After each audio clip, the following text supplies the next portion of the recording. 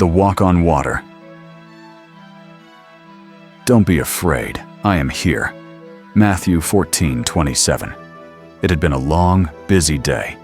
Jesus had spent hours teaching people and showing them God's love. That evening, he did something amazing. He fed over 5,000 people with just 5 loaves of bread and 2 fish. After the meal, Jesus told his disciples, "Get into the boat and go ahead of me to the other side of the lake." Then Jesus went up on a quiet mountainside to pray alone. The sun set. The sky turned dark. The wind began to blow harder. Out on the lake, the disciples were rowing their boat through rough waves.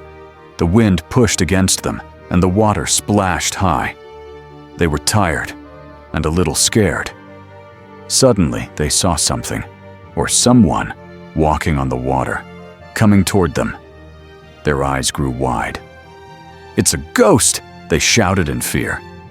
But then a calm voice spoke through the storm. "Don't be afraid, I am here!" It was Jesus. Peter stood up in the boat and called out, "Lord, if it's really you, tell me to come to you on the water."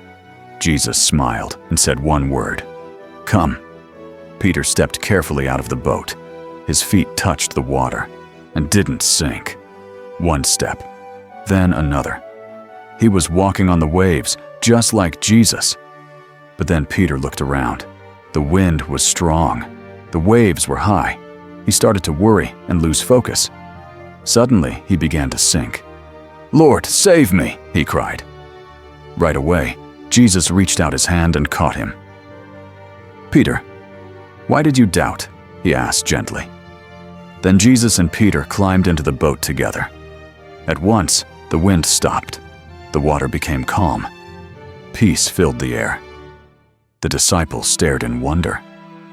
Then they knelt down and worshiped Jesus. Truly, you are the Son of God.